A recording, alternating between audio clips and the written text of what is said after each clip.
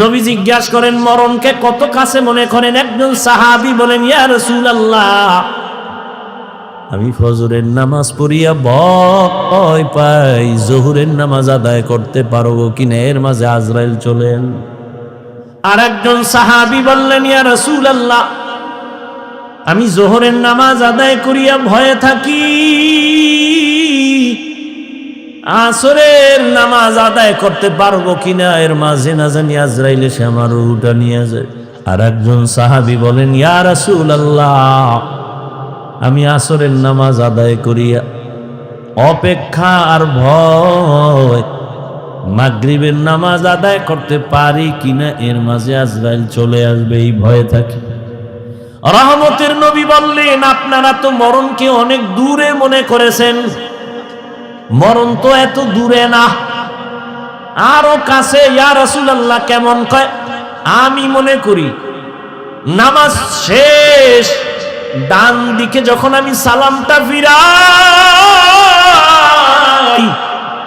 আমি ভয় অস্থির থাকি, বাম দিকে সালাম ফিরানোর আগে আজরাইল এসে হাজির হয়ে যাবে। মরণ থেকে যতই পালাও, মরণ তোমায় নিবে ঘিরি, যদিও সুদূর আকাশ পানে লুকাও, সেথায় লাগিয়ে সিঁড়ি।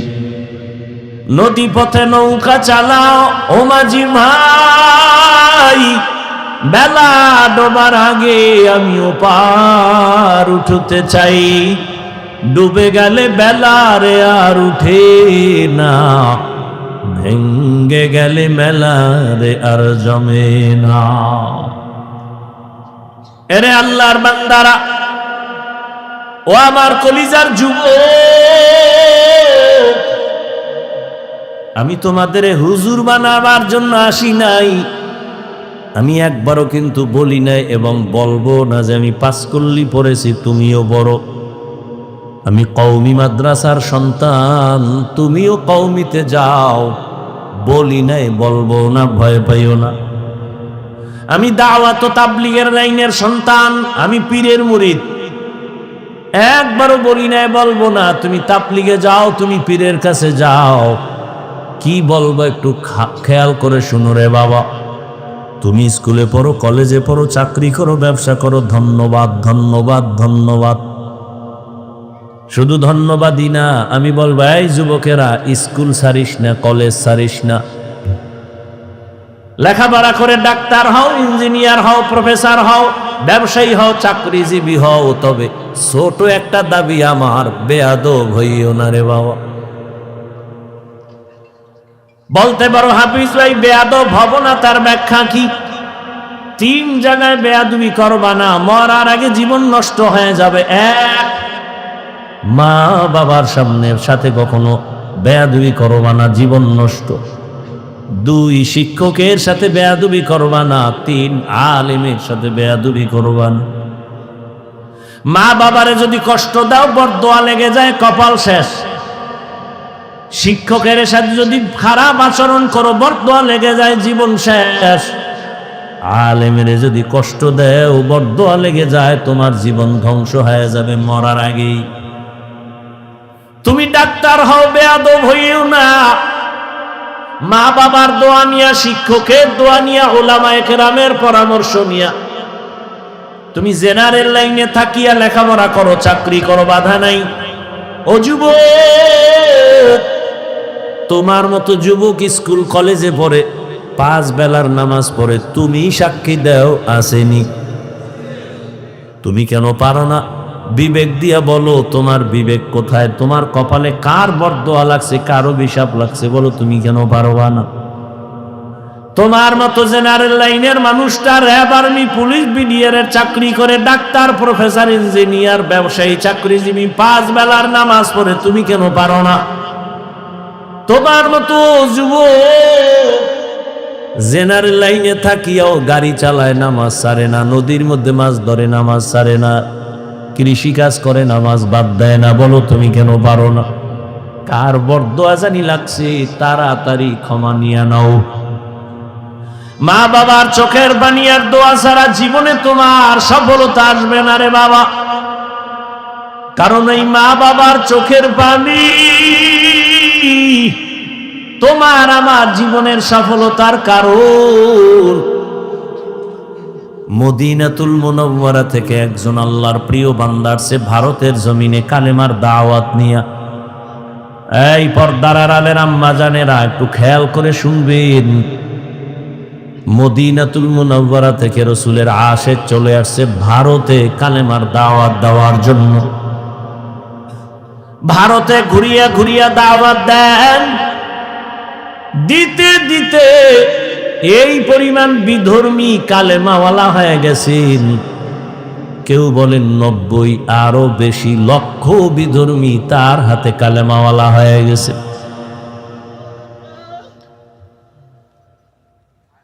আনন্দিত অন্তর ভরা, সবাই তার নাম জানেন। এমন আল্লাহর প্রিয় বান্দা রাসূলের আশিক খাজা মঈনুদ্দিন চিশতি আজমেরি রহমাতুল্লাহ আলাইহি। খাজা মঈনুদ্দিনের মন বড় খুশি। আম্মা জানের সামনে বসলেন। মা বলে, এই মঈনুদ্দিন, তোর অন্তরে এত আনন্দ কেন? মঈনুদ্দিন চিশতি আজমেরি বলেন, আম্মা জান,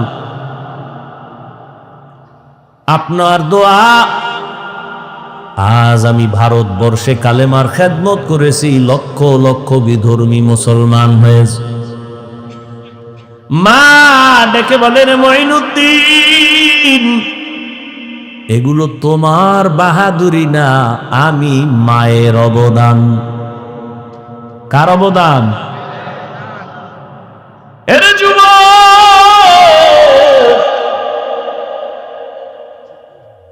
কুয়াকাটা বঙ্গোপসাগর থেকে এক ধাক্কা দিয়া নোয়াখালীর চেয়ারে বসাইছেন আমার আল্লাহ। আমার মা বাবার চোখের পানি, আমার কোনো বাহাদুরি নেই। যেই আল্লাহ চেয়ারে বসান, ওই আল্লাহ যদি বেজার হয় চেয়ার থেকে ফালাইয়াও দিতে পারে।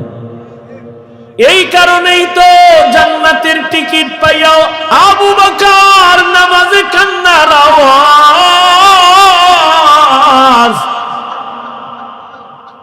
রহমতের নবী সাহাবায়ে কেরামদের সাথে বললেন, ও সাহাবারা, মরণ এত দূরে না, মরণ আরো কাছে। মঈনুদ্দিনের মা বলে, এই খাজা মঈনুদ্দিন, এই অবদান আমি মায়ের। মঈনুদ্দিন চিশতি বলেন, মা বলো তোমার কি অবদান? ও পর্দার আড়ালের আম্মা জানেরা, নিজের সম্মান যদি নিজে ধরে রাখতে না পারেন, কেউ দুনিয়ায় দিতে পারবে না।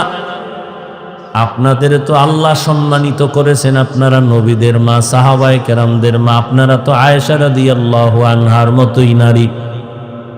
এ দুনিয়ায় যত ভালো ভালো সন্তান আসছে, মা আপনাদের অবদানের কারণে। মঈনুদ্দিনের মা চোখের পানি ছেড়ে কাঁদেন আর বলেন, ও মঈনুদ্দিন,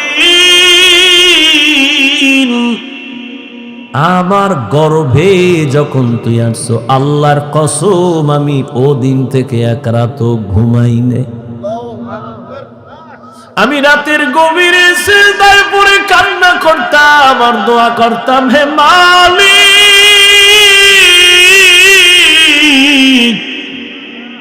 আমার গর্ভের সন্তানটাকে তুমি তোমার খাস ওলি বানাইয়া পাঠাইয়া দাও রে আল্লাহ। মায়ের দোয়া কত দামি রে যুবক। মা দোয়া করলে আর সে আজিমের দরজা দিয়া চলে যায়। ওই মা কত চোখের পানির কারণে আজকে আমি চেয়ারে বসছি রে বাবা। আমার পিছনে মায়ের কত কান্না, কত ত্যাগ আর কত কষ্ট। এরে সন্তানেরা যদি বুঝদি, চামড়া খুলিয়া জুতা বানায় দিতি, মায়ের সাথে বেয়াদবি করতি না রে বাবা। মা, আমি যেদিন দুনিয়াতে আসছি রে যুবক, তুমি যেদিন দুনিয়াতে আসছো, প্রসাব বেদনায় মা পাগল। মা, যেই মায়ের কণ্ঠ ঘরের বাইরে যায় না, কিন্তু আমি দুনিয়াতে আসার সময় মায়ের এত ব্যথা বেদনার চিৎকারের আওয়াজ বাইরের পাশের বাড়ির মা বোনরা ঘুমাইতে পারে নাই। আমার দাদি নানি মায়ের ঠান্ডা করে বুঝায়, মা কাঁদে আর বলে মনে হয় মরিয়াই যাব, 7 আসমান আমার মাথায় চেপে আছে। এক পর্যায়ে মা পাগলের মতো বেহুশ হইয়া যায়, আবার কান্না করে। হঠাৎ মা বলে, ও শাশুড়ি, ও মা চলে যাও, 5টা মিনিটের জন্য আমার স্বামীকে একটু আমার কাছে আসতে দাও। আমার আম্মা জান আব্বা জানের পাইয়া হাতটা ধইরা চোখের পানি ছেড়ে বলে, স্বামী, মা বাবার মায়া ত্যাগ করে তোমার ঘরে আসছি, খাইয়া না খায় তোমার সংসার কাটাইল, আজ তুমি আমারে মাফ করে দেও, যেইভাবে খেদমত করা দরকার পারি নাই, মরে যাব, দোয়া করি। বাবা বলে, ও বিবি এত অধৈর্য কেন? বলে, 7 আসমানের চাপ আমার মাথায়, এই প্রসব বেদনায় কত নারী দুনিয়া থেকে চলে যায়। ও স্বামী,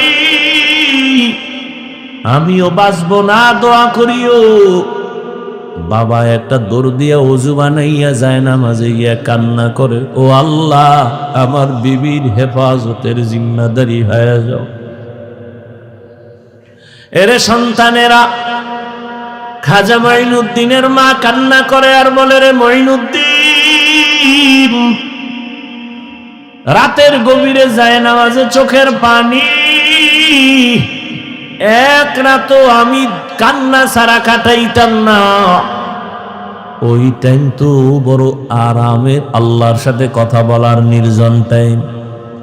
অতিও গভীর হয় রজনী যখন, নীরবে প্রভুর নাম জপিও তখন, প্রভুর করুণা যদি পাইবারে চাও, গভীর রাতে উঠে প্রভুর গুণগান গাও।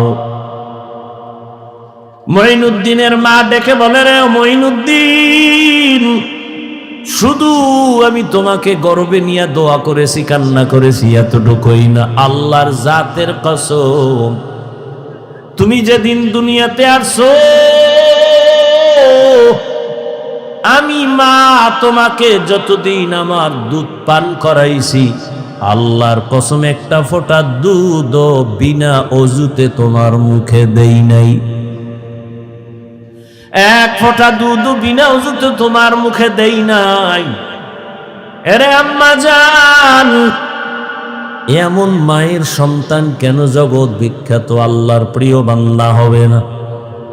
সন্তানকে ডাক্তার ইঞ্জিনিয়ার বানাবেন, বাধা নাই, তবে বেয়াদব যেন না হয়। যারা নবীর অনুসরণ করবে তারা জান্নাতি, এই কথার বিপরীত দাঁড়ায় যারা নবীর অনুসরণ করে না তারা জান্নাতি না। তবে নবীজি এ কথা বলেন নাই যারা আমার অনুসরণ করে না তারা জান্নাতি না, নবী এ কথা বলেন নাই। খুব খেয়াল করেন। কিন্তু সাহাবায়ে কেরামের প্রশ্ন, নবী আপনাকে মানে না তারা কারা? রহমতের নবী জবাব দেওয়ার আগে বললেন, যারা আমার অনুসরণ করবে তারা জান্নাতি। এর বিপরীত কথা হয়, নবী বলে নাই, বিপরীত কথাটা এমন দাঁড়ায় যারা নবীর অনুসরণ করবে না তারা জাহান্নামী। আসলে নবী এ কথা কখনো বলেন নাই যে আমার অনুসরণ যে করবে না সে জাহান্নামী, নবী বলেন নাই। নবী কি বলছেন? ওয়ামান আসানি ফাকাদ আবা, যে আমার বিরোধিতা করবে সে জাহান্নামী। কি বুঝলেন এখান থেকে? যারা রসুলের আদর্শ মতো চলে না তারা দুই দল। কয় দল? খুব খেয়াল করেন, এক দল বিদ্রোহী আর এক দল আগ্রহী। ভিন্ন শব্দে আমি বলি, এক দল দরদি আর এক দল বিরোধী। আরো প্র্যাকটিক্যাল বুঝাই বুঝেন। ডান দিক থেকে একটা যুবকের কথার কথা জিজ্ঞাসা করলাম, এই যুবক, নবীজির আদর্শে কেন টুপি পরো না, দাড়ি রাখো না, নামাজ পড়ো না? যুবক আমারে জবাব দিল, নবীর আদর্শে নামাজ পড়া দরকার, টুপি পরা দরকার, পারি না, দোয়া কইরেন হুজুর, চেষ্টা করব। কি বুঝলেন? বিরোধী না দরদি? খুব খেয়াল করে। বাম দিক থেকে একটা যুবকের জিজ্ঞাসা করলাম, যুবক, নবীজির আদর্শে কেন দাঁড়িয়ে রাখো না, নামাজ আদায় করো না? আমার কথাটা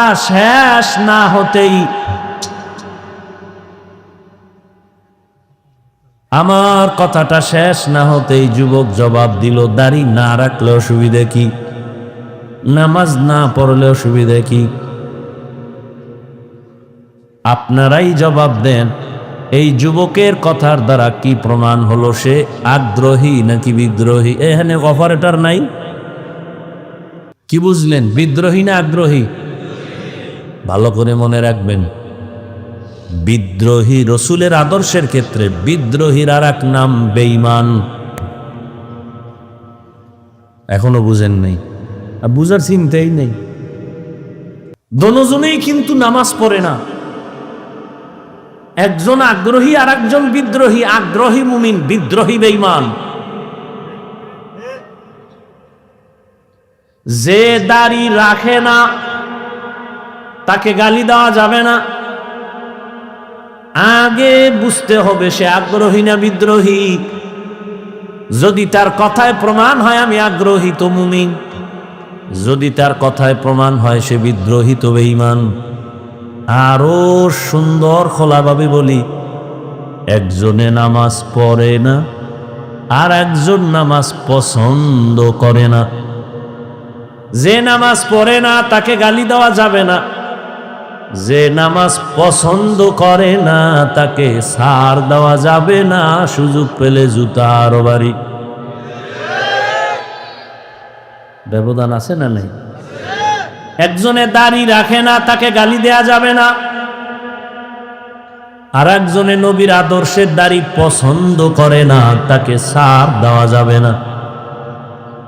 একজনে কোরআনের আইনে রাজনীতি করে না তাকে গালি দেওয়া যাবে না, আর একজনে আল্লাহর কোরআনের বর্ণিত রাজনীতি পছন্দ করে না তাকে ছাড় দেওয়া যাবে না। কতটা ব্যবধান! একজন মুমিন আর একজন বেঈমান, দোনোজনেরই দাড়ি নেই, দোনোজনই নামাজ পড়ে না, একজন মুমিন আর একজন বেঈমান। কত কঠিন কথা! তো যাও সুন্নতে আহমদ কো জাপা মোহাম্মদ কে বুয়দ নিসবত রা মান আহাব্বা সুন্নতি কৌলে রসুল মজদায়ে কানা মাই হাম কুন কবুল। অতএব যে দাড়ি রাখে না তাকে গালি দেওয়া যাবে না, আগে বুঝতে হবে আগ্রহী না বিদ্রোহী। একজনে নামাজ পড়ে না, গালি দেয়া যাবে না, বুঝতে হবে আগ্রহী না বিদ্রোহী। আগ্রহী হলে তাকে গালি দেওয়া যাবে না, সে মুমিন। বিদ্রোহী যদি হয় সে বেঈমান। এখান থেকে শিখার কিছু আছে? কি আছে? একটা লোক নামাজ পড়ে না, রে গালি। একটা লোক দাড়ি রাখে না, তারে গালি। খবরদার, যে দাড়ি রাখে না তাকে গালি দেয়া যাবে না, যে দাড়ি পছন্দ করে না তাকে ছাড় দেয়া যাবে না। আসেন এবার আয়াতের মধ্যে ঢুকি। ওয়ামা আরসালনাকা ইল্লা রাহমাতাল লিল আলামিন।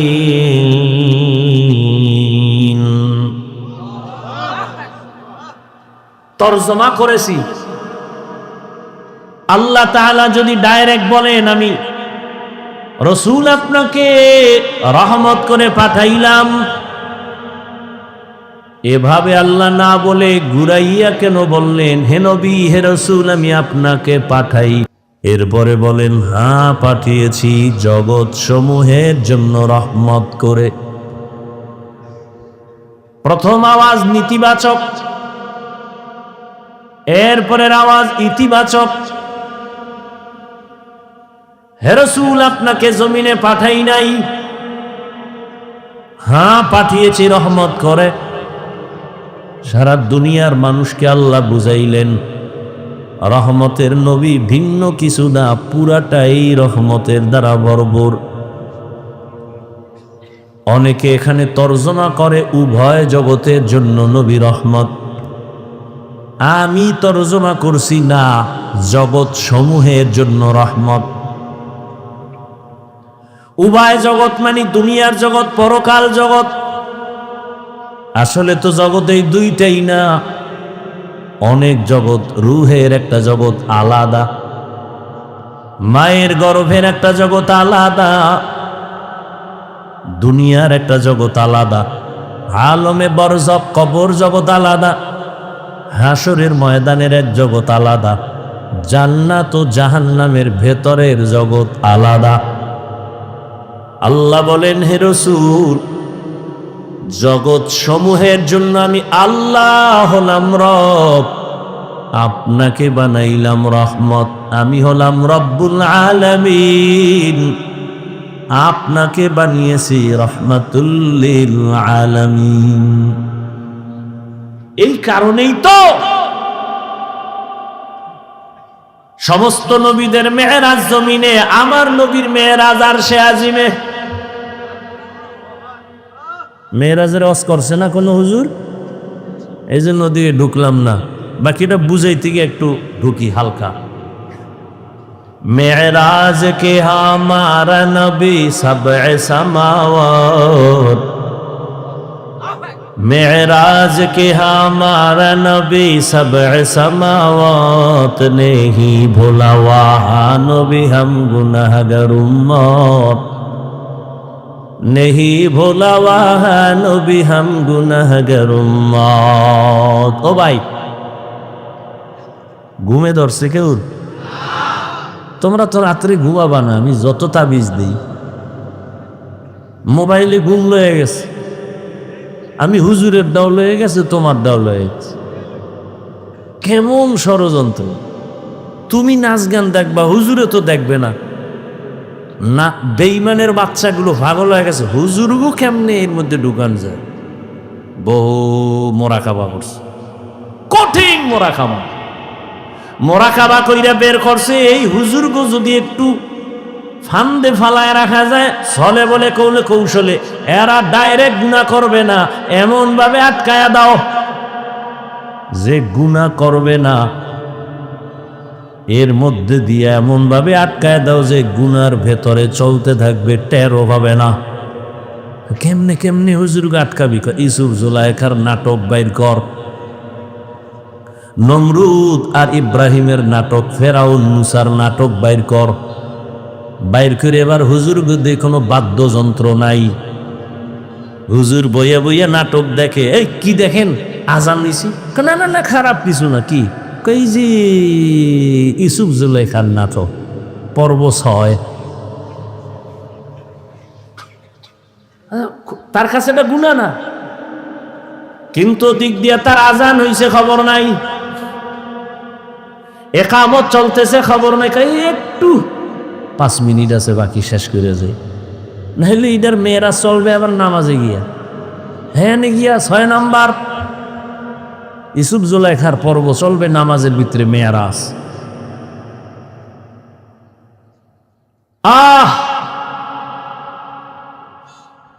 সমস্ত নবীদের মেয়েরাজ জমিনে, রহমতের নবীর মেয়েরাজ হলো আরশে আজিমে। সমস্ত নবী রাসূলদের মেরাজ হলো ইমতিহান, রহমতের নবীর মেরাজ হলো ইনআম। সমস্ত নবী রাসূলদের মেরাজ হলো পরীক্ষা, আর আপনার আমার রহমতের নবীর মেরাজ হলো পুরস্কার।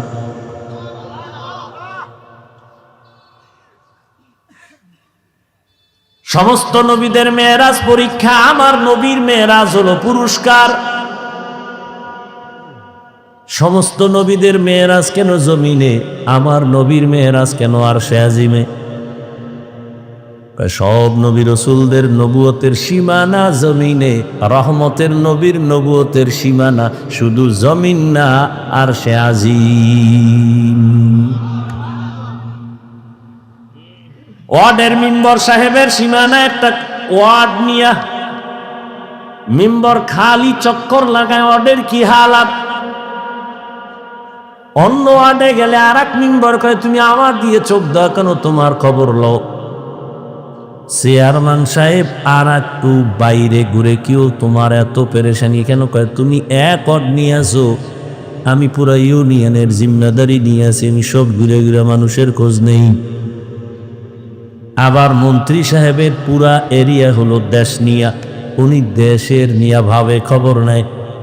সরকার প্রধানের এই চিন্তা, মেম্বারের চিন্তা আমার ওয়ার্ডের কি হালাত, চেয়ারম্যানের চিন্তা আমার ইউনিয়নের কি হালাত, এমপির চিন্তা আমার থানার আসনের কি হালাত, সরকারের চিন্তা হলো গোটা দেশের কি হালাত। মুসা নবীর নবুয়তের এরিয়া এতটুকু, সে এতটুকু নিয়ে ভাবেন। ঈসা নবীর নবুয়তের এরিয়া যতটুকু, ওই অতটুকু এরিয়া নিয়ে ভাবেন। আল্লাহর নবীরে নবুয়তের এরিয়া দিছেন সব জমিন, এরপরে লৌহ কলম আরশে আজিম। আল্লাহ কয় নবী এবার আসেন, আপনার নবুয়তের শেষ সীমানাটাও দেখে নেন। সমস্ত নবীদের মেরাজ হলো পরীক্ষামূলক। ইউনুস নবীর আমার আল্লাহ মাছের পেটে ঢুকাইয়া পরীক্ষা নিলেন। মেরাজ, মেরাজ মানে উরুজ থেকে মেরাজ, উরুজ মানে সম্মানের লাইনে উপরে যাওয়া। এটা আবার দুই প্রকার, জাহিরি বাতিনি। মেরাজ দুই প্রকার, জাহিরি বাতিনি। সমস্ত নবীদের মেরাজ আল্লাহ আমার আপনার নবীরে জাহিরি এবং বাতিনি দুটোটা মেরাজ দান করলেন। জাহিরি ভাবে সম্মানের লাইনে উপরে যাওয়া, বাতিনি ভাবে সম্মান উপরে উঠা। বাতিনি ভাবে কেমন বলে, একই দস্তারখানের মধ্যে সব নবী সাহাবারা বসা, তবে নবীর মর্যাদা বেশি। ময়দানে সব একাকার হয়ে পড়ছেন, একই সাথে বসা, তবে কোরআনওয়ালা আলেমের মূল্য বেশি। মসজিদের মধ্যে সব মুসল্লিরা বসা, তবে ইমামের মর্যাদা বেশি। এই উরুজ হলো জাহিরি। বাতিনি আর জাহিরি হলো আল্লাহ তাআলা সম্মানের লাইনে নিয়ে যাইতেছেন রহমতের নবীরে আসমান ভেদ করে আরশে আজিমে। এই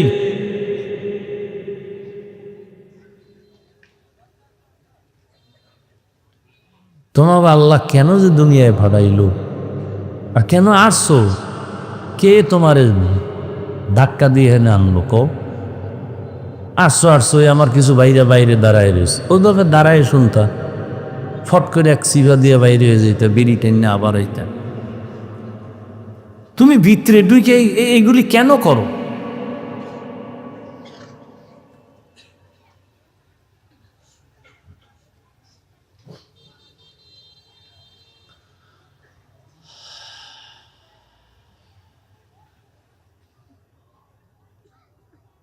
ইব্রাহিম আলাইহিস সালামকে আল্লাহ আগুনের মধ্যে ফালাইয়া পরীক্ষা নিলেন মেরাজ।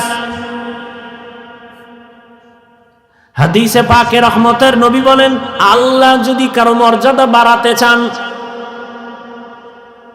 কিন্তু মর্যাদা বাড়ানোর জন্য যেই পরিমাণ মেডিসিন লাগবে আমল, বান্দার ওই পরিমাণ আমল নাই, তবে আল্লাহ সিদ্ধান্ত নিছেন তার মর্যাদা বাড়াবেনই। সিদ্ধান্ত হয়ে গেছে, কিন্তু তার বাড়ানোর যে মেডিসিন লাগে আমল, এটা নাই। রহমতের নবী বলেন, তখন আল্লাহ তাকে কঠিন পরীক্ষায় ফালাইয়া ধৈর্য দাঁড়াইয়া এরপরে মর্যাদা বাড়ায় না। ইব্রাহিম নবীকে আগুনের মধ্যে ফালায় কঠিন পরীক্ষা। মালিকের উরুজ হচ্ছে সম্মানের দিকে আগায়, মালিকের সাথে সম্পর্ক কাছাকাছি হইতেছে, মোহাব্বত বাড়তেছে। মালিক তাকে সম্মানের সাথে উপরে নিতেছেন, আল্লাহর কাছে ডাকতেছেন, এরে বান্দা, তুমি যদিও জমিনে সবার সাথে মিলে আছো, তবে তোমার কলবের তাআল্লুক আমার আরশে আজিমের সাথে হয়ে আছে। তুমি খানা খাইতেছো, আমরা সবাই খানা খাই, কিন্তু আল্লাহর প্রিয় বান্দা খানার মধ্যে আমার মালিকের সাথে কথা বলে। খানা খায় খায় খায় খায়, এর মধ্যে আমার আল্লাহ পায়ে ডাক দেয়, দেয় না? খানা খায় বিসমিল্লাহ ছাড়া বলে না। লাকাল হামদু ওয়া লাকাশ শুকুর, মাওলার সাথে কথা চলতেছে। ওরুজ ইসমাইল নবীর সাথে আল্লাহ মেরাজ দিলেন, উরুজ দিলেন, সম্মান বাড়ালেন, ছুরির নিচে ঢুকাইয়া পরীক্ষায় ফালায় খায়, এবার তোমার উরুজ হবে। জাকারিয়া আলাইহিস সালামের গলায় ছুরি লাগাইয়া আল্লাহ উরুজ দেখায় দিলেন, মেরাজ। আর আমার নবীরে আল্লাহ এতটা আদর করেছেন, সব নবী রাসূল আল্লাহর বন্ধু, সব আল্লাহর বন্ধু। মুসা নবী আল্লাহর বন্ধু, ইব্রাহিম আল্লাহর বন্ধু, ঈসা আল্লাহর বন্ধু, মুসা আল্লাহর বন্ধু, দাউদ আল্লাহর বন্ধু, সুলাইমান আল্লাহর বন্ধু। আমার নবীও আল্লাহর বন্ধু, তবে ব্যবধান, সব নবী রাসূল আমার আল্লাহ তাআলার আশিক, আর আমার আল্লাহ শুধুমাত্র মুহাম্মদের আশিক। ব্যবধান আছে না নাই? এরে নবীর উম্মত, আমার আল্লাহর নবীকে আমার আল্লাহ পরীক্ষামূলক মেরাজ করার নাই, দিছেন পুরস্কার। তাই পরীক্ষা কই? পরীক্ষা ছাড়া তো পুরস্কার পায় না। আল্লাহ কয়, দেখ আমার নবীর আমি কঠিন পরীক্ষা নিছি, যা কোন নবী রাসূলের বেলায় নেওয়া হয়নি। এক নাম্বার, আমি আমার মায়ার নবীর দুনিয়ায় পাঠাবার আগে তার বাবার চেহারা থেকে আলাদা করে ফেলেছি। কেমন মায়ার নবী আমার, দুনিয়া এসে জীবনে একবার আব্বা বলে ডাক দিতে পারলেন না, বাবার চেহারাটাও দেখতে পারলেন না। 6 বছরে মা হারায় গেল। রহমতের নবী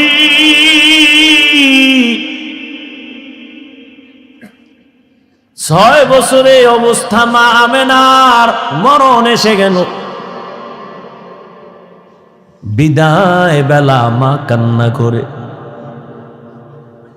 আর দাদা আব্দুল মুত্তালিবের কয়, নাতি তোমার হাতে দিয়ে গেলাম, খেয়াল রেখো তোমার নাতির দিক। কেমন মায়ার নবীর পরীক্ষা! নবীজি কাঁদেন, আমি কাকে মা বলে ডাকবো? সন্তান বিপদে পড়লে দ্রুত টেলিফোন করে, বাবা আমি বিপদে পড়ছি, তাড়াতাড়ি আসো, উদ্ধার করো। মাকে বলে, মা একটু কলিজা দিয়া দোয়া করবা যেন আমার মুসিবত দূর হয়ে যায়। নবীর বাবাও নাই, নবীর মাও নেই। 8 বছর যখন নবীর বয়স, তখন দাদা আব্দুল মুত্তালিব বিদায় নিয়ে চলে গেলেন। দুনিয়া দারুল আসবাব। রহমতের নবীর উপরে 2টা ছায়া ছিল দুনিয়ার লাইনে। এক ছায়া চাচা আবু তালেব, আর এক ছায়া হলো তার সহধর্মিনী আম্মা জান খাদিজাতুল কুবরা রাদিয়াল্লাহু আনহা। কেমন কঠিন! একই বছরের অল্প টাইমের ব্যবধানে চাচাও চলে গেলেন, নবীর কলিজার স্ত্রী আম্মা জান খাদিজা রাদিয়াল্লাহু আনহাও চলে গেলেন। ওদিকে এমন একটা জায়গায় নবীরে পাঠাইলেন, এমন একটা সমাজে, যেই সমাজের মানুষগুলো পৃথিবীর নিকৃষ্ট লম্পট চরিত্রহীন। আরে মসজিদের পাশের মানুষগুলো অন্য মানুষের তুলনাতে একটু লাইনে থাকে, মসজিদ তো খবরদার জোরে সাউন্ড দিয়ে গান বাজাইস না, এটা নিয়ম আছে না। মসজিদের দূরের মানুষের তুলনায় পার্শ্বের মানুষ একটু ভালো থাকে। জমিনের মধ্যে আল্লাহ শ্রেষ্ঠ মসজিদ বানাইলেন বাইতুল্লাহ। ইন্না আউওয়ালা বাইতিন মুজিআ লিন-নাসি লাল্লাযী বিবাক্কাতা মুবারাকাও ওয়া হুদা মুবারাকাও ওয়া হুদাল লিল আলামিন।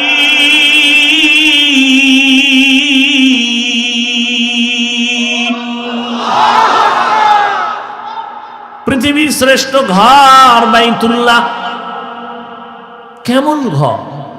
এই সব ঘর মসজিদ কার ঘর? নোয়াখালীর কেন্দ্রীয় মসজিদ কার ঘর? বাইতুল মুকাররম মসজিদ কার ঘর? সব মসজিদ আমার আল্লাহর ঘর, তবে বাইতুল্লাহর মর্যাদা অনেক বেশি। যেই বাইতুল্লাহর দিকে তাকাইয়া থাকবি সওয়াব, যেই বাইতুল্লাহর সীমানায় বসে একবার যদি ডাক দাও আল্লাহ, সাথে সাথে 1,00,000 বার আল্লাহ বলার সওয়াব। বাইতুল্লাহর সীমানায় বসে যদি একবার বলো সুবহান, 1,00,000 বার সুবহান বলার সওয়াব। বাইতুল্লাহর এরিয়ায় যদি একটা সিজদা দাও, 1,00,000 সিজদার সওয়াব আল্লাহ দান করবেন। এমন একটা দামি ঘরের পার্শ্বের মানুষগুলো এত বড় চরিত্রহীন হলো কেন? দুনিয়ার অন্য কোথাও এত খারাপ মানুষ নাই, বাইতুল্লাহর এরিয়ার মানুষ, পাশের মানুষগুলো এই পরিমাণ লম্পট চরিত্রহীন কেন? এর একমাত্র কারণ, অনেকগুলো কারণের বড় একটা কারণ, এদের কোনো মুরব্বী ছিল না। ঈসা নবী চলে গেছেন, 500 বছরের প্লাস, এর মধ্যে কোনো নবী নেই। মানুষগুলো মুরব্বী না থাকলে বেপরোয়া চলে, গরুর গলায় রশিয়ার মালিক না থাকলে গরুর আর কোনো টেনশন নাই, স্বাধীন। জমিনের মধ্যে স্বাধীন স্বাধীন করে যারা চলে, এদের জিন্দেগি ভালো না। আকাশে স্বাধীনভাবে পাখি উড়ে, কোনো দাম নাই। খাঁচার মধ্যে যেটা আটকায় গেছে তার মূল্য বেড়ে গেছে। সমুদ্রের ভেতরে 1000 কোটি ধরনের মাছ স্বাধীনভাবে দৌড়ায়, যেখান থেকে সেখানে দৌড়ায়, দাম নাই। জালের মধ্যে আটকায় গেছে, বাজারে উঠছে, দাম বেড়ে গেছে। রাস্তায় কুকুর ঘুরে, কোনো কুকুরের দাম নাই। মালিকের শিকল যেই কুকুরের গলায় লাগানো, কুকুরের দাম বেড়ে গেছে। জঙ্গলের হাজারো প্রাণীর কোনো মূল্য নাই, স্বাধীন। কিন্তু যেই প্রাণীটা মালিকের খাঁচায় আটকায় গেছে, চিড়িয়াখানার মধ্যে গেলে, তার ওখানে গেলে টাকা লাগে, দাম বেড়ে গেছে। ঠিক ও বৃহত্তর নোয়াখালীর মুসলমানেরা, স্বাধীনভাবে তুমি চলবা, কোনো মূল্য নাই। কালেমার রশি গলায় লাগায় রসুলের তরিকায় আলেমরে মাইনা চলবা, তোমার দাম এতটাই বাড়বে, নূরের সৃষ্টি ফেরেশতার থেকেও বেশি। ভাইরা আমার, বাইতুল্লাহর মানুষ খারাপ কেন? কি নাই? কোনো মুরব্বী নাই, কোনো আল্লাহর নবীও আসেন নাই। যখনই মুরব্বী হইয়া রহমতের নবী আসলেন, রহমতের নবী যখন আইসা উম্মতের সুন্দর আদর্শের দাওয়াত দিলেন, মানুষগুলো সেই চরিত্রহীন মানুষ এতটা দামি হয়ে গেল। আল্লাহ বলেন, জিবরাইল লিস্টি নিয়ে রহমতের নবীরে দেও, এই লিস্টিতে যাদের নাম আছে সবাই বিনা হিসাবে জান্নাতি।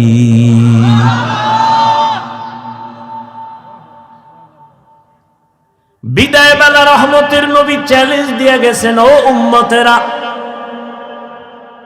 দুটো জিনিস রেখে যাই, ধরে না যদি রাখতে পারো, তোমাদের সম্মানও যাবে না, ঈমানও যাবে না।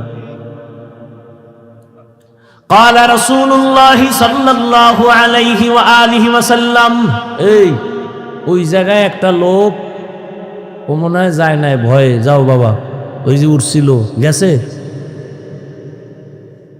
না, আবার বেজার লাগাই সব নষ্ট করো না, তোমার সমস্যা থাকলে যাও। এটাই তো দুনিয়ার পরীক্ষা। সিনেমা হলের দরজাও খোলা, মসজিদের দরজাও খোলা, ওদিকে জাহান্নামের মার্কেট বাজারও চলতেছে, এটা জান্নাতের মার্কেটও চলতেছে, পরীক্ষা চলতেছে, কই ঢুকবি? হ্যাঁ, ওখানে দোকানপাট চলে, ওখানে খেলনা, ওখানে বেলুন, ওখানে নারী, ওখানে পুরুষ, ওখানে যুবক যুবতী, অবাধে কবিরা গুনাহ চলতেছে দোকানপাটে, চলে না? এখানে জান্নাতের বয়ান চলতেছে, ওখানে জাহান্নামের বাজার মিলেইছে ওয়াজ উপলক্ষে। ওয়াজ উপলক্ষে জাহান্নামের বাজার না, ওটাও জান্নাতের বাজার। যদি তাই হয় তাহলে ওয়াজ উপলক্ষে দরকার কি বাজারের? দুই একটা খানা দানার দোকান থাকতে পারে, দূরের মানুষ আসবে, ক্ষুধা লাগবে, খাবে। খেলনার দোকান কেন? বেলুনের দোকান কেন? সেখানে আবার এমন দোকান কেন? বেপর্দা নারী ঢুকবে, পুরুষ ঢুকবে, এই কবিরা গুনার দায়ভার কে নেবে? বলে গেলাম এখানে না, সারা দেশের হালাত বড় খারাপ। ওই যে শুরুতেই বলেছিলাম, বলবে হুজুর বাদ দাও, আকাম বাদ দেওয়া যাবে না। ওয়াজে আসছে, বেলুন কিনছে, বেলুন, প্লাস্টিকের মাছ, মোনাজাতের পরে কান্দে লইয়া ঝুলায় ঝুলায় বাড়ি যাবে। ম্যাডাম কইবে ওয়াজেরতে কি পাইছো? বলে বেলুন মোনাজাতে কবুল হয়ে গেছে, নিয়েছি। হাসো, হাসো কেন? তারও কিন্তু কারণ আছে। ১৫০০ বছর আগে নবী বলে গেছেন, লা ইমানা লিমান লা হায়া আলা, যাদের লজ্জা নাই ওদের ইমান নাই। পাগলের কোনো লজ্জা আসেনি, এজন্য হাসে, আবার কান্দে, আবার দৌড় দেয়। অথচ আমি এখানে এতক্ষণ পর্যন্ত যতটা কথা বলছি, একটাও হাসির কথা বলি নাই। আল্লাহ হেদায়াত দান করুন, আল্লাহ আমারে করুন। আপনাকে হেদায়াত লাগলে আপনারা চাইয়া লই, নিজের জন্যই বেতাল অবস্থায় আছে। ভাইরা আমার,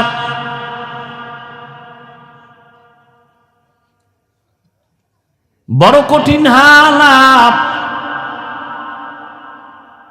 ও পর্দার আড়ালের আম্মা জানেরা, আসেনি? আছে? নোয়াখালীর মহিলারা অজনে কি শুনবে? হেরা যে আয়ার ডাইনে মানুষ কতটি ক্যাসেট লইয়া,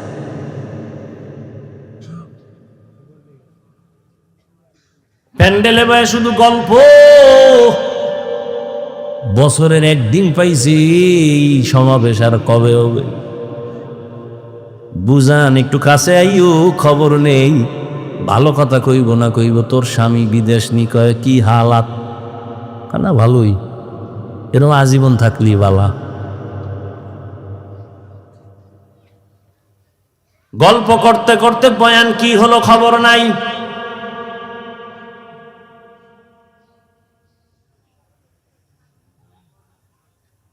বয়ানের প্রয়োজনীয়তাই মনে করে না, গল্প করে করে আসছে, আবার বাসায় যাবে।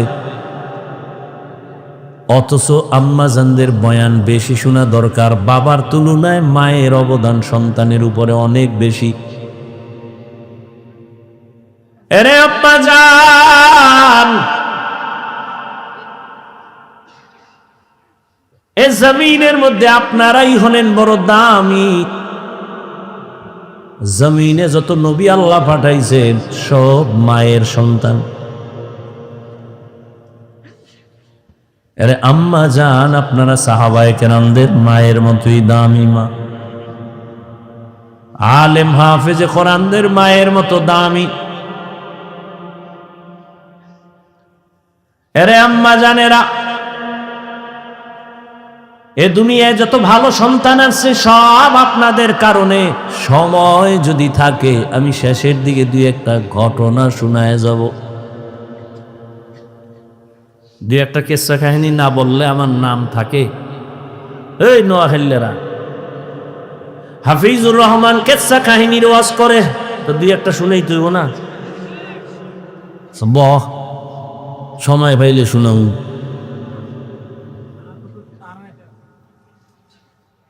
তবে শুনিয়া রাখিস রে নোয়াখালীর যুবক,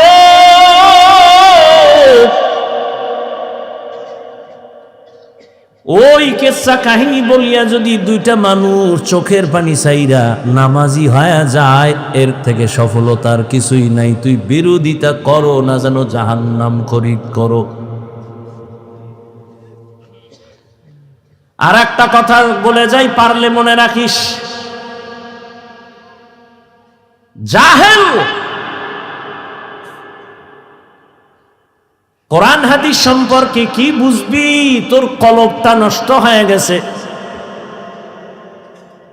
নিজের গুনার দিয়ে তাকাও না, অন্যের ভালো সহ্য করতে পারো না। চোখ নষ্ট, কলিজা নষ্ট, অন্তর নষ্ট।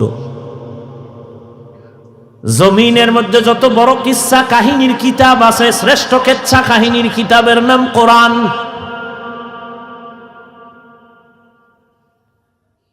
জমিনে সর্বশ্রেষ্ঠ কিচ্ছা কাহিনীর দ্বিতীয় কিতাব হাদিস।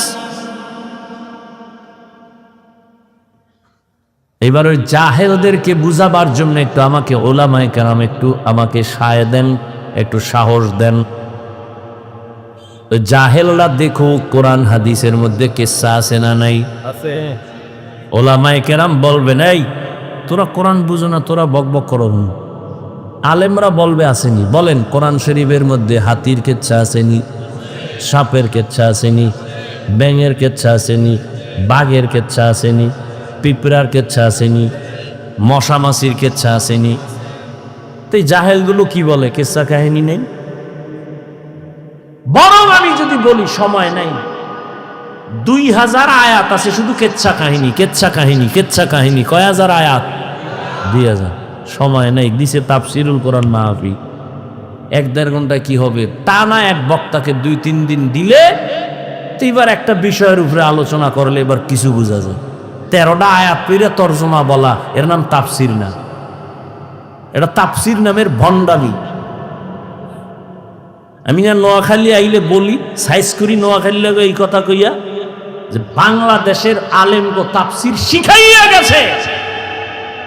তাফসির কি, কেন, কিভাবে শিখায় গেছে এ নোয়াখালীর রত্ন হাবিবুল্লাহ মিসবাহ রহমাতুল্লাহ।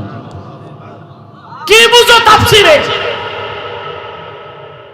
কি বুঝো? বিসমিল্লাহর বা নিয়ে আলোচনা করলে 3 দিন চলে যাবে।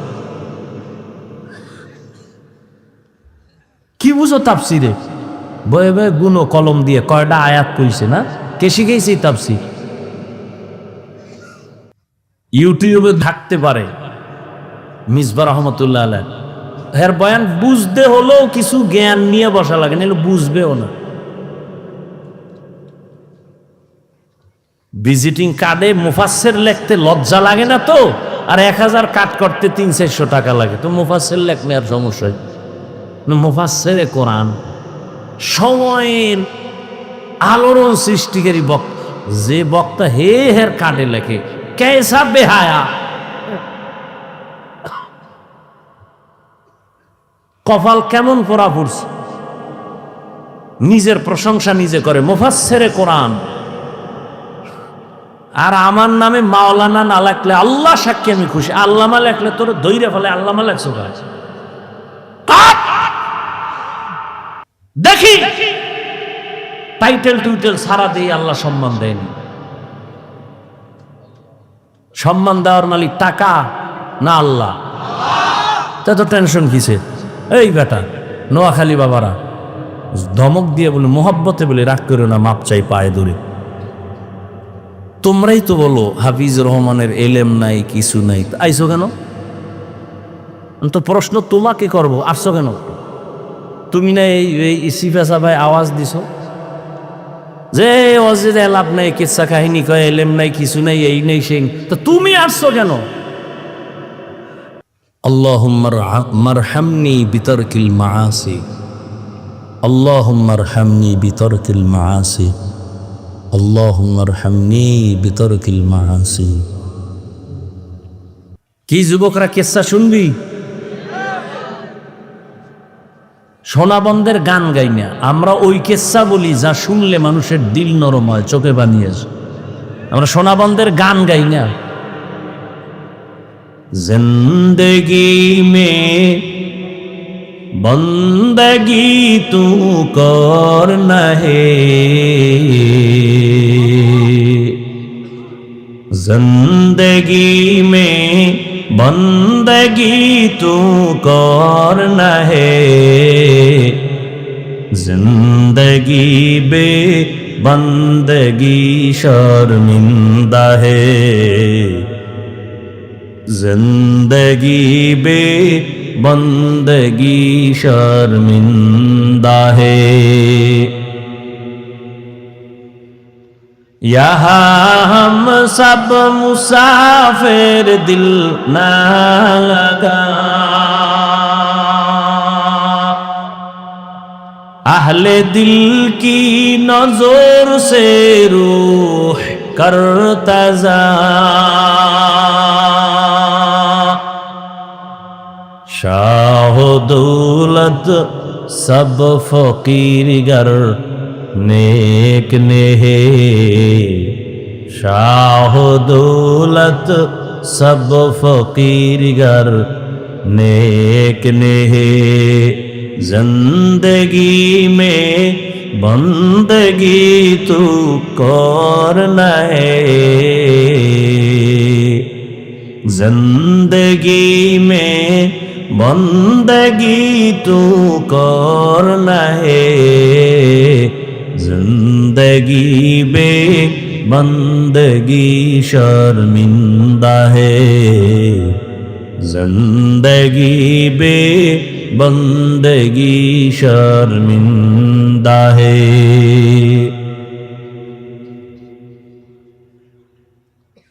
আল্লাহ তাআলা রহমতের নবীকে দুনিয়ায় পাঠাইলেন রহমত করে।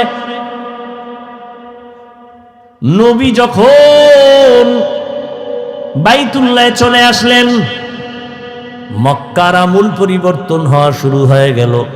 কেমন মায়ার নবী আমার, যে নবী তার হায়াতে কোনোদিন একটা মিথ্যা কথা বলেন নাই। কেমন একজন নবী পেয়েছ রে যুবক,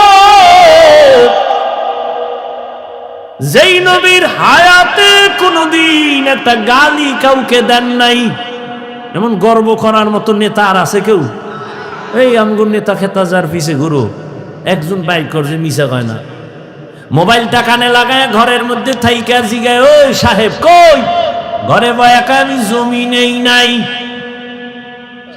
কেমন একজন মায়ার নবী, রহমতের নবী আমার,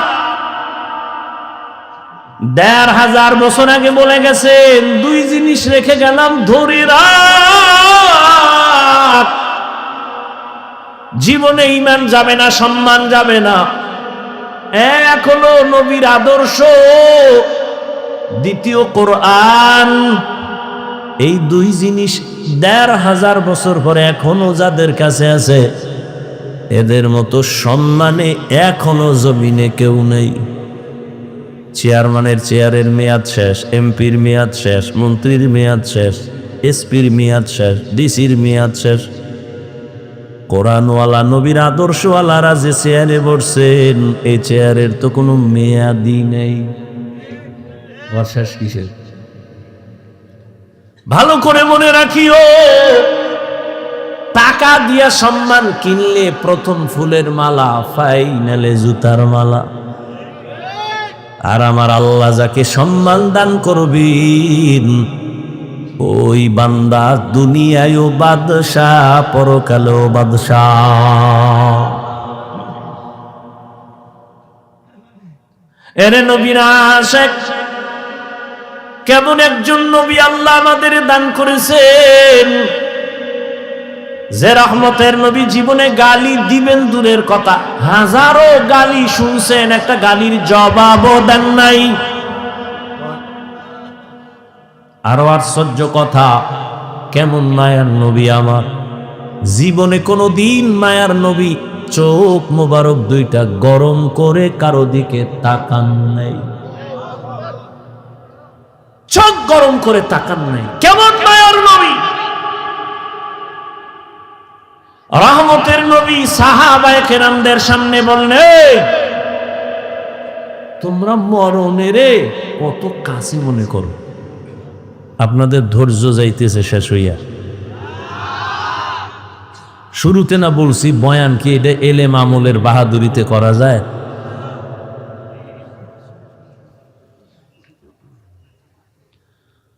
হায় হায়। নবী জিজ্ঞাসা করেন মরণকে কত কাছে মনে করেন? একজন সাহাবী বলেন, ইয়া রাসূলুল্লাহ, আমি ফজরের নামাজ পড়িয়া ভয় পাই জোহরের নামাজ আদায় করতে পারবো কিনা, এর মাঝে আজরাইল চলেন। আর একজন সাহাবী বললেন, ইয়া রাসূলুল্লাহ, আমি জোহরের নামাজ আদায় করিয়া ভয়ে থাকি, আসরের নামাজ আদায় করতে পারবো কিনা, এর মাঝে না জানি আজরাইল এসে আমার রূহটা নিয়ে যায়। আর একজন সাহাবী বলেন, ইয়া রাসূলুল্লাহ, আমি আসরের নামাজ আদায় করিয়া অপেক্ষা আর ভয় মাগরিবের নামাজ আদায় করতে পারি কিনা, এর মাঝে আজরাইল চলে আসবে, এই ভয়ে থাকি। রহমতের নবী বললেন, আপনারা তো মরণকে অনেক দূরে মনে করেছেন, মরণ তো এত দূরে না, আরো কাছে। ইয়া রাসূলুল্লাহ, কেমন? কয়, আমি মনে করি নামাজ শেষ ডান দিকে যখন আমি সালামটা ফিরাই, আমি ভয় অস্থির থাকি, বাম দিকে সালাম ফিরানোর আগে আজরাইল এসে হাজির হয়ে যাবে। মরণ থেকে যতই পালাও, মরণ তোমায় নিবে ঘিরি,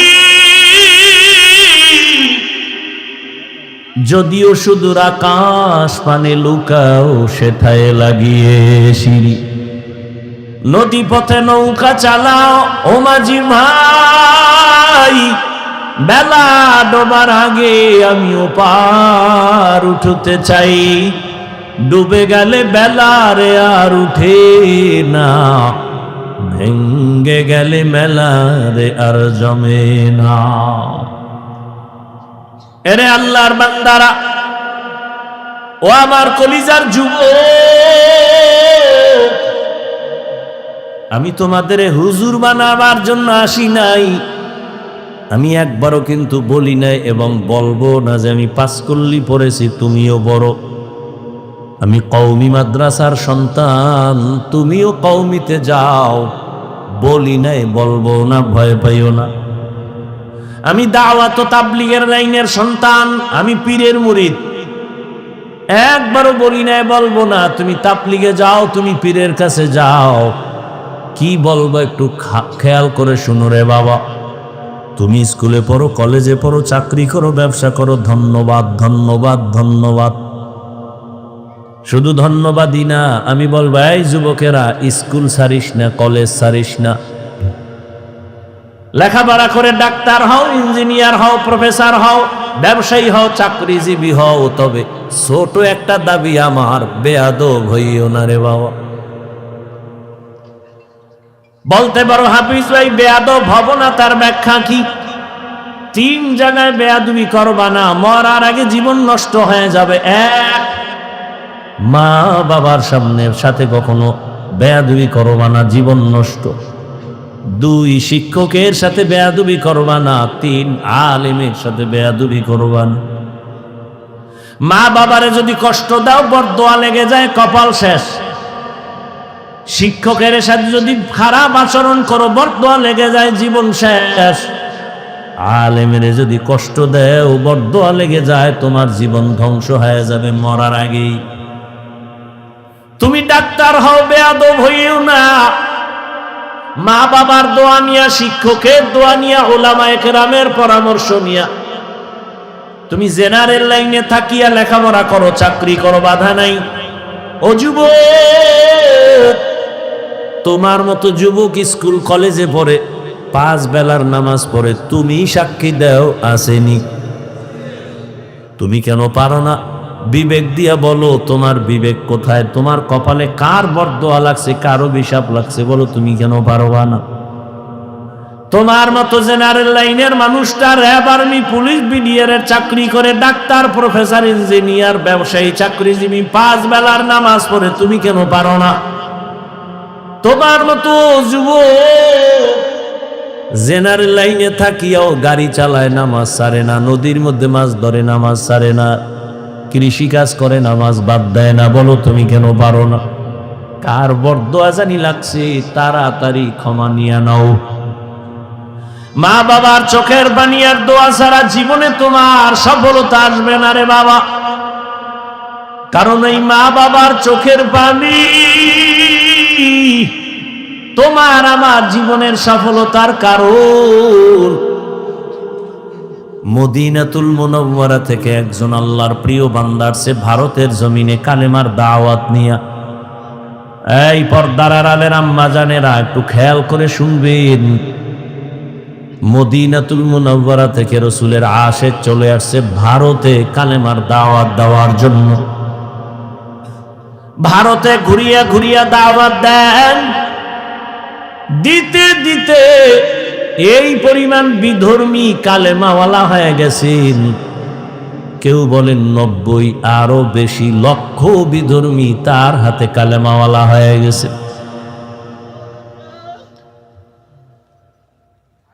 আনন্দিত অন্তর ভরা, সবাই তার নাম জানেন। এমন আল্লাহর প্রিয় বান্দা রাসূলের আশিক খাজা মঈনুদ্দিন চিশতি আজমেরি রহমাতুল্লাহ আলাইহি। খাজা মঈনুদ্দিনের মন বড় খুশি। আম্মা জানের সামনে বসলেন। মা বলে, এই মঈনুদ্দিন, তোর অন্তরে এত আনন্দ কেন? মঈনুদ্দিন চিশতি আজমেরি বলেন, আম্মা জান, আপনার দোয়া আজ আমি ভারতবর্ষে কালেমার খেদমত করেছি, লক্ষ লক্ষ বিধর্মী মুসলমান হয়েছে। মা ডেকে বলেন, মঈনুদ্দিন, এগুলো তোমার বাহাদুরি না, আমি মায়ের অবদান। কার অবদান? এর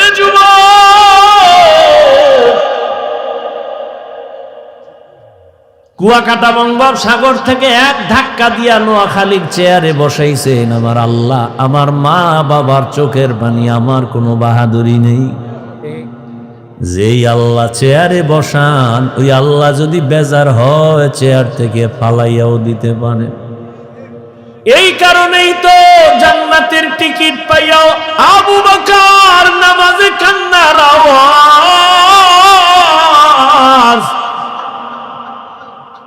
রহমতের নবী সাহাবায়ে কেরামদের সাথে বললেন, ও সাহাবারা, মরণ এত দূরে না, মরণ আরো কাছে। মঈনুদ্দিনের মা বলে, এই খাজা মঈনুদ্দিন, এই অবদান আমি মায়ের। মঈনুদ্দিন চিশতি বলেন, মা বলো তোমার কি অবদান? ও পর্দার আড়ালের আম্মা জানেরা,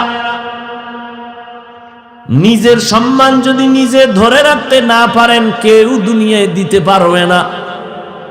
আপনাদের তো আল্লাহ সম্মানিত করেছেন, আপনারা নবীদের মা, সাহাবায়ে কেরামদের মা, আপনারা তো আয়েশা রাদিয়াল্লাহু আনহার মতোই নারী। এ দুনিয়ায় যত ভালো ভালো সন্তান আসছে, মা আপনাদের অবদানের কারণে। মঈনুদ্দিনের মা চোখের পানি ছেড়ে কাঁদেন আর বলেন, ও মঈনুদ্দিন, আমার গর্ভে যখন তুই আসছো, আল্লাহর কসম আমি ও দিন থেকে এক রাত ঘুমাই নাই। আমি রাতের গভীরে সিজদায় পড়ে কান্না করতাম আর দোয়া করতাম, হে মালিক,